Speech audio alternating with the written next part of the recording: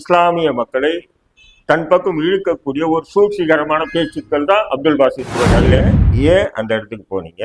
உங்களை எதற்காக அவங்க பிடிச்சாங்க? உன் மீது வைக்கக்கூடிய அந்த பெண் குற்றச்சாட்டுக்கு என்ன விட பதில் சொல்ற நீ?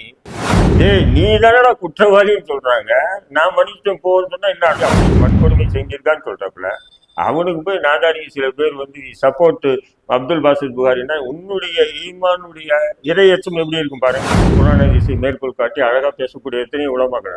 ஏன்னா அப்துல் பாசித் புகாரி அப்படின்னு சொன்னா அதோட நடிப்பு, அந்த அழுகை, அந்த நெஞ்சை பிடிச்சிக்கிறது, அப்படியே தலையில கை, இப்படியெல்லாம் ஒரு நடிப்போட தேவையில்லாம ஹதீஸுகள் அதை இதை சொல்லி மக்களை உழைப்பி அந்த தப்பிக்கிறதுக்கு உண்டான ஹதீஸுகளையும் தப்பிக்கிறதுக்கு உண்டான குர்ஆன் வசனங்களையும் தயவு செய்து பயன்படுத்தாது. இது மிகப்பெரிய அயோக்கிய சமுதாயத்துக்காக தியாகம் பண்ணேன்றீங்க. என்ன தியாகம் பண்ண எனக்கு புரியல. ஒரு தொழில்னு சொன்னா ஒரு 10 கோடி ரூபாய் நான் முதலீடு பண்ணி தொழில் பண்றேன், ஒரு 5 கோடி ரூபாய் கடன் வாங்கலாம். ஆனா 10 கோடியுமே கடன் வாங்கி நான் தொழில் பண்றதுன்றது எந்த மார்க்கத்தை அடிப்படையில் சரியானது தெரியலையே எனக்கு. வாய்ஸ் ஆஃப் தடா நேயர்களுக்கு எமது வாழ்த்துக்கள். தொடர்ந்து வாய்ஸ் ஆஃப் தடா வலைதள தொலைக்காட்சி பாருங்க, கமெண்ட் பண்ணுங்க, லைக் பண்ணுங்க, ஷேர் பண்ணுங்க, கண்டிப்பா சப்ஸ்கிரைப் பண்ணுங்க. இன்னைக்கு நாம பார்க்கக்கூடிய விஷயம் என்னவென்றால் அப்துல் பாசித் புகாரி. நம்ம ஏற்கனவே அப்துல் பாசித் புகாரியை பற்றி ஒரு வீடியோ வந்து வாய்ஸ் ஆஃப் தடாவில் வந்து பதிவு பண்ணியிருக்கோம். அதில் வந்து நிறைய பேர் வந்து வரவேற்றிருக்காங்க, நிறைய பேர் எதிர்ப்பும் தெரிவிச்சிருக்காங்க. இப்போ இந்நிலையில் இப்போ நாம் அப்துல் பாசித் புகாரியை பற்றி ஏன் பேசணும், பேச வேண்டிய அவசியம் என்ன அப்படின்னா இருக்கு அவசியம். ஒரு தவறு நடந்திருக்கு, அந்த தவறிலிருந்து ஒருவன் மீள வேண்டும் அப்படின்றது எல்லாருடைய இயல்பான ஒரு எண்ணம் தான், அதில் எந்த மாற்று கருத்தும் இல்லை. இப்போ அப்துல் பாசித் புகாரி வந்து அதன் பிறகு 2 ஆடியோ அவருடைய ஆடியோ மூலயமா வீடியோக்களாக வந்து வெளியே வந்திருக்கு. யூடியூப்ல நான் பார்த்தேன். அந்த 2த்துலையுமே பார்த்தீங்கன்னா அந்த குற்ற உணர்வே அவருக்கு இல்லை. முதல் ஒரு ஆடியோவில் என்ன சொன்னால், நான் பல பேரிடம் முதலீடு வாங்கியிருக்கேன், அந்த முதலீடை திருப்பி கொடுக்கறதுக்குண்டான நான் முயற்சிகள் செஞ்சுட்டு இருக்கேன், அல்லாஹ்புரத்திலிருந்து முயற்சிகள் செஞ்சுட்டு இருக்கேன். இந்நிலையில் இப்படி ஒரு நிகழ்வு நடத்திட்டதுனால என்னால் அந்த பணத்தை எப்படி திருப்பி கொடுக்க முடியும் அப்படின்ற ஒரு கேள்வியோடு ஒரு ஆடியோ முடிச்சிருக்கேன். அப்போது அந்த ஆடியோனுடைய சாராம்சம் நம்ம எப்படி உணர்றோம்னா, நான் வாங்கின காசை வந்து என்கிட்ட மறுபடியும் கேட்காதீங்க யாரும், ஏன்னா நான் இப்படி ஒரு தர்மசங்கடமான நிலையில் மாட்டிக்கிட்டேன் அப்படின்னு சொல்கிற மாதிரி தான் அந்த ஆடியோவில் வந்து அவர் பேசியிருக்கக்கூடிய பேச்சு. 2வது அதன் பிறகு ஒரு ஆடியோ வந்திருக்கு, அதுவும் வீடியோக்களாக கன்வெர்ட் பண்ணி யூடியூப்பில் போட்டிருக்காங்க. அது பார்த்தீங்கன்னா அதை விட ஒரு பேரதிர்ச்சியாக இருக்குது. அது என்னன்னு சொன்னீங்கன்னா, அதில் வந்து குர்ஆன் ஹதீஸு, சஹாபாக்கள், நபிகள் நாயகம் காலத்தில் வந்து சில தவறுகள் நடந்தால் அந்த தவறுகளுக்கு எப்படியெல்லாம் தீர்வு சொல்லுவாங்க, எப்படியெல்லாம் எதிர்கொள்ளணும் அப்படி இப்படின்னு அவருக்கே உண்டான பாணியில் பேசியிருக்காரு. சரி, அல்ஹம்துலில்லாஹ். பேசிட்டு என்ன சொல்கிறாருன்னு சொன்னால், கடைசியாக வந்து என்ன சொல்கிறாருன்னா, நான் எல்லாரையும் மன்னிச்சிட்டேன், என் மீது அவதூறுகள் பேசப்பட்டது, அந்த அவதூறு பேசினவங்களெல்லாம் நான் மன்னிச்சிட்டேன் அப்படின்றாரு. எனக்கு ஒரே ஒரு ஆச்சரியம், கடைசி வரையிலும் வந்து அவர் விஷயத்துக்குள்ளவே வரல. அதாவது அந்த இடத்துக்கு போகிறாரு, அங்கே ஒரு 10-15 பேர் பிடிக்கிறாங்க, அவங்க போலீஸ்கிட்ட இவரை ஒப்படைக்கிறாங்க. அந்த பிடிச்சு போலீஸிடம் ஒப்படைக்கக்கூடிய நபர்கள் யார், அவங்க எதுக்காக உங்களை பிடிச்சாங்க, நீங்கள் ஏன் அங்கே போனீங்க, நீங்கள் ஏன் அந்த இடத்துக்கு போனீங்க, உங்களை எதற்காக அவங்க பிடிச்சாங்க, அந்த பிடிக்கும் பொழுது அந்த நபர்கள் வந்து பேசக்கூடிய பேச்சு பார்த்தீங்கன்னா 10 கோடிக்கு மேலே வந்து ஏமாத்திருக்காங்கன்னு சொல்லி ஒருத்தர் சொல்கிறாரு. இன்னொருத்தர் சொல்கிறார், இவருக்கு கல்யாணம் பண்ணி வச்சது நான் தான் முதல் கல்யாணம் அப்படின்ட்டாரு. இதில் இன்னொரு படி மேலே போய் இவருடைய அண்ணன் மகன், அந்த வீடியோ பார்த்தா உங்களுக்கே தெரியும், இந்த வீடியோ பாருங்க, போடுறேன். 10 கோடி ரூபாய் ஒரு நபர்கிட்ட மோசடி பண்ணியிருக்காரு, ஒரு பெண்ணை வந்து கொடுமைப்படுத்தி வன்கொடுமை செஞ்சிருக்காரு. அந்த பெண்ணு இவங்களுடைய அண்ணன் பொண்ணு. அந்த வீடியோ பார்த்தீங்கன்னா இவருடைய அண்ணன் மகளை வந்து பாலியல் வன்கொடுமை செஞ்சிருக்காரு அப்படின்னு சொல்றாரு. இப்படியாப்பட்ட குற்றச்சாட்டுகள் எல்லாம் வந்து அவங்க வைக்கிறாங்க. அந்த வீடியோ வெளியே வந்திருக்க கூட, வெளியே வந்துச்சு. அதை பற்றி இவருடைய மறுப்பு வீடியோவில் அப்துல் பாசித் புகாரி ஒரு வார்த்தையும் இல்லை. நான் எந்த பெண்ணையும் பாலியல் வன்புணர்ச்சி நடத்தலை, இப்படி இன்னாருடைய அண்ணன் மகள்னு சொல்லி குறிப்பிட்டிருக்காரு, இது தவறு அப்படின்னு சொல்லி அந்த ஆடியோக்கள்ல எதுலையுமே 2 ஆடியோக்களையும் நான் கேட்டேன், 2 ஆடியோக்களையும் அவரு வெளியிடல. அது மாற்றமா என்ன சொல்லியிருக்காருன்னா, நான் எல்லாரையும் மன்னிச்சிட்டேன் அப்படின்றாங்க. இதுதான் என்னை பார்த்த உடனே இப்போ எனக்கு சிரிப்பா வருது. அப்துல் பாசித் புகாரியுடைய இந்த பேச்சை பார்த்தா எப்படின்னா, திருடர்கள் எல்லாம் சேர்ந்து நீதிபதியை குற்றவாளி கூண்டில் தீர்ப்பு சொல்ற மாதிரி இவரு மன்னிச்சிட்டேன் அப்படின்றாரு. யாரு இவர் மீது தான் குற்றச்சாட்டு இருக்கு. அந்த குற்றச்சாட்டும் சாதாரணமான குற்றச்சாட்டு இல்லை. 10 கோடி ரூபாய்னு ஒருத்தர் சொல்றாரு, சரி அதை ஏதோ சொல்லிட்டோம். இன்னொருத்தர் சொல்றாரு, முதல் திருமணம் நான் தான் இவனை கல்யாணம் பண்ணி வச்சேன்னு சொல்றாரு. 2வது. 3வது இன்னார் இந்த நபருடைய அண்ணன் மகளை தான் இவர் பாலியல் வன்கொடுமை செய்தார். இந்த குற்றச்சாட்டை நம்ம எப்படி மறைக்கணும் சொல்லு? ஏன்னா அப்போ இந்த குற்றச்சாட்டுகளை எல்லாம் நீங்க சொல்லி அதுக்கு ஒரு மறுப்பு வீடியோ போட்டிருந்தா உண்மையிலே கைத்தட்டி வர வைக்கலாம் இல்லையா?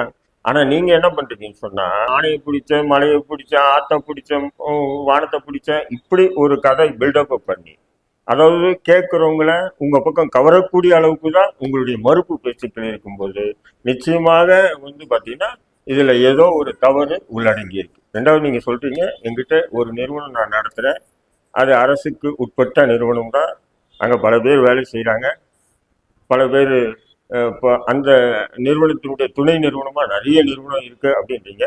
அது எல்லாமே வெளிப்படையா நீங்க எதுவுமே சொல்ல. நான் கூட சொல்லிக்கலாம், நான் கூட பல நிறுவனம் வச்சிருக்கேன், பல பேர்கிட்ட வாங்கின முதலீடு பல இடத்துல நான் முதலீடு பண்ணியிருக்கேன் அப்படின்னு சொல்லிக்கலாம். பட் இந்த நிறுவனம் இந்த இடத்துல இருக்கு, இதனுடைய துணை நிறுவனம் இந்த இடத்துல இருக்கு, இதை நீங்க தெளிவுபடுத்தணும். நீங்க தான் சொல்றீங்க, நான் திருட்டுத்தனமா செய்யல, அரசனுடைய முழு அனுமதியோடு அரசனுடைய முழு ஒத்துழைப்போடு சட்ட திட்டங்களுக்கு கட்டுப்பட்டு நான் ஒரு நிறுவனம் நடத்துறேன்னு சொல்லும்போது அந்த நிறுவனத்துடைய பெயர்களோடு வெளியிடணும். என்ன தவறு இருக்கு அதுல? ஏன் சொன்னா, நாங்க உங்க மீது வந்த குற்றச்சாட்டு சாதாரணமான குற்றச்சாட்டு இல்லை. 10 கோடிக்கு மேலன்றாங்க. இன்னொருத்தர் பாலியல் புகார். அப்ப அந்த பாலியல் புகாரை பத்தி நீங்க என்ன சொல்றீங்க? ஆன்னு சொல்றீங்களா, மறுக்கிறீங்களா, இல்லை ஏத்துக்கிறீங்களா? எதுவுமே உங்களுடைய மறுப்பு வீடியோக்கள்ல இல்லை.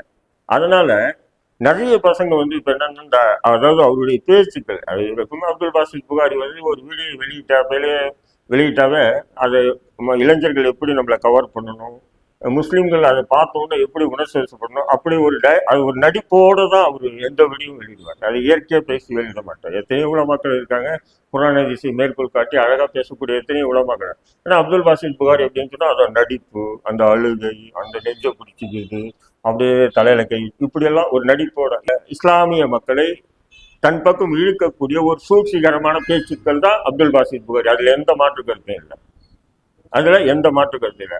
அதே மாதிரிதான் இப்போ இந்த மறுப்பு ஆடியோக்குள்ளேயும் அவர் தன் மீது சுமத்தப்பட்ட குற்றச்சாட்டு உண்மையா இல்லையானே இல்லை, நான் மன்னிச்சிட்டேன் போகப்பா, டேய் நீ தானடா குற்றவாளின்னு சொல்றாங்க, நான் மன்னிச்சிட்டேன் போன்னு சொன்னா என்ன அர்த்தம்? நீ தான் குற்றவாளின்னு சொல்றாங்க, நீ குற்றவாளி இல்லைன்னு சொன்னா அவங்க வச்ச அந்த ஏன் வரக்கூடாது, பொதுவெளியில வந்துச்சுன்னும் போது இந்த இடத்தில் அத்தனை பேர் நின்று இருந்தாங்க. அவங்க பேரு பேர் தெரியலையா? அவர் சொல்றாரு, ஒருத்தர் என்னுடைய அண்ணன் மகளிடம் பாலியல் வன்கொடுமை நடத்தினாரு சொல்லியிருக்காரு, இது தவறு. அல்லது இன்னொருத்தர் சொல்றாரு 10 கோடிக்கு மேலன்னு சொல்றாரு, அது தவறு. இன்னொருத்தர் சொல்ற என்னை முதல்ல திருமணம் பண்ணி வச்சது அப்துல் பாசித் புகாரி நான் தான் சொல்றாரு, அது தவறு. இப்படி நீங்க என்ன பண்ணோம், ஒரு வீடியோ வெளியிட்டாதான் உங்க மீது ஒரு நம்பகத்தன்மை வரும். இது இப்போ நீங்க எப்படி வெளியிட்டிருக்கீங்கன்னு சொன்னா, இது முழு பூசணிக்கால் சோத்தல மறைக்கிற கதையை பண்ணியிருக்கீங்க. இதுல சில சில்லுண்டுகள் என்ன பண்ணுறீங்கன்னு சொன்னா, சில்லுங்க, இது எல்லாமே தர்கா பார்ட்டிங்க, அப்துல் பாசித் புகாரிக்கு எதிராக இந்த சுன்னத் ஜமாத்தெல்லாம் பரப்புறாங்க அப்படின்னு. உண்மை அப்படி இல்லை. அது வெளியிட்டது கூட பார்த்தீங்கன்னா அந்த வீடியோவை யுனைடெட் தௌஹீத் ஜமாத் என்ற அமைப்பு தான் அமைப்புக்காரங்க தான் வெளியிட்டிருக்காங்க. அது எந்த மாற்று கருத்தும் இல்லை. இப்போ அவங்களும் ஒரு தௌஹீத் ஜமாத் தான். இது ஏன் சுன்னத் ஜமாத் எடுத்து நோண்டாங்கன்னு தெரியல. சில பேர் அறிவிப்பு அந்த சுன்னத் ஜமாத்தை நோண்டிக்கிட்டே இருக்குது, அந்த நோண்டுறாங்க. என்னுடைய பார்வை என்ன சொன்னா, அப்துல் பாசித் புகாரி நீ உத்தமனா இருக்கேன்னு சொன்னா, நீ அழகான முறையில தெளிவா உன் மீது வைக்கக்கூடிய அந்த பெண் குற்றச்சாட்டுக்கு என்ன விட பதில் சொல்ற? நீ இன்னார் அந்த நபருடைய அந்த வீடியோலயே அந்த நபர் வராரு, இந்த நபருடைய அண்ணன் மகளிடம் பாலியல் வன்கொடுமை அப்படின்னு சொல்லியிருக்காரு. அப்ப இதுக்கு நீ என்ன சொல்ற? இதுதான் என்னுடைய கேள்வி. அப்ப இதுக்கெல்லாம் நான் பதில் சொல்லாம நான் மறுபடியும் பூசி முடங்கி நான் குர்ஆன் ஹதீஸை மேற்கோள் காட்டி இன்னமும் இந்த இஸ்லாமிய சமூகத்தை ஏமாற்ற வேண்டும் நினைச்சா நிச்சயமா சொல்றேன், அது வேற எங்கன்னா வச்சுக்க, இனி அந்த பப்பு வேகாது. உங்களை பற்றி இன்னும் நாங்கள் வந்து என்ன பண்ணுறோம், நாங்கள் வந்து அவதூறு அல்ல, உன்னை பற்றி அவதூறு பேசணுன்றது அவசியம் எங்களுக்கு இல்லை. இப்போ நீங்களா வந்து வாயை சிக்க கொடுத்து மாட்டியிருக்கீங்க. நான் எங்களுக்கு எதுன்னு தெரியாது. ஏதோ ஒரு ஆள் ஏதோ பயன் பண்ணுறாரு, யூடியூப்பில் அப்லோட் பண்ணுறாரு, அதன் மூலிமா அவருக்கு காசு வருது. ரெண்டாவது வந்து அவர் வந்து ஏதோ அதை ஜாஃபர் சாதிக் போன்ற பவுடர் வியாபாரிக்கிட்டெல்லாம் தொடர்பு வச்சிருக்காரு. அதன் மூலிமா முதலீடு வாங்கி என்னென்னா பண்ணுறாரு. பண்ணிட்டு போட்டோம், நமக்கு அதை பற்றி இல்லை, அவராச்சு அவர் அல்லாவாச்சு அப்படின்னு சொல்லிட்டு தான் நம்ம கடந்து போனோம். ஆனால் என்னைக்கு பொதுவெளியில் வந்துச்சுன்னு சொன்னால் தெளிவாக உண்மையாக இருங்க. நீ பொதுவெளியில் வந்த பிறகு சில பேர் ஹேஷ்டேக் அப்துல் பாசி சப்போர்ட் பை இது சப்போர்ட் அப்துல் பாசித் நாதான் ஒருத்தன் அப்பட்டமா இன்னாருடைய அண்ணன் மகள்ல பாலியல் வன்புணர்ச்சி அப்படின்னு வன்கொடுமை செஞ்சிருக்கான்னு சொல்றப்பல அவனுக்கு போய் நாதாரி சில பேர் வந்து சப்போர்ட் அப்துல் பாசித் புகாரின்னா உன்னுடைய ஈமானுடைய இரையச்சம் எப்படி இருக்கும் பாருங்க. அந்த குற்றச்சாட்டுக்கு அப்துல் பாசித் புகாரி மறுக்கிறாரா இல்லை ஏற்றுக்கிறாரா? அது எந்த பதிலும் இல்லை. ஆக நீங்க வந்து உண்மையிலே வந்து இன்னொரு விஷயம் சொல்றீங்க, இந்த சமூகத்துக்காக வாழ்நாளெல்லாம் நாங்கள் வந்து அர்ப்பணிக்கிறோம். எந்த அர்ப்பணிச்சுன்னு தெரியல. நீங்கள் பாட்டுக்கு உலமாக்க புகாரியில் படிச்சீங்க, வெளியே வந்தீங்க, முஃப்தி உமர் ஷரீப் கூட இருந்தீங்க, அவரை மாதிரியே ஒரு டப்ஸ் ஒரு யூனிட்டி ஆரம்பித்து நீங்கள் ஒரு வியாபாரமாக நடத்துவீங்க. தவிர நீங்கள் சமூகத்துக்காக என்ன அர்ப்பணி சிறை பண்ணீங்களா, இல்லை விசாரணை காவல்துறை விசாரணைக்கு ஆளானீங்களா?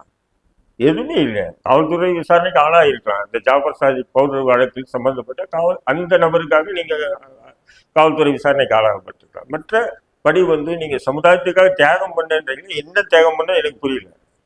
அப்போ தியாகம் பண்ணக்கூடிய எங்களை போன்ற நபர்கள், நூற்றுக்கணக்கான முஸ்லீம் சிறைவாசிகள் இன்னைக்கு விடுதலை ஆகிட்டு பொழைக்க வழி இல்லாமல் அழைச்சிட்டு இருக்காங்க. அவங்களுடைய தியாகம்லாம் அப்புறம் என்ன ஆகும்? நான் தியாகம் பண்ணிட்டேன். அதனால நீங்கள் வந்து உண்மையிலே வந்து மனப்பூர்வமா உங்களுடைய தவறை ஒத்துங்க. நீ என்ன வந்து எல்லாரையும் நாங்கள் மன்னிச்சிட்டோன்ற யார் குற்றம் பண்ணா? நீங்க எதுக்கு எங்களை மன்னிக்கிறீங்க? ஐயோ, நாங்க தான் உங்களை மன்னிக்கிறோம்.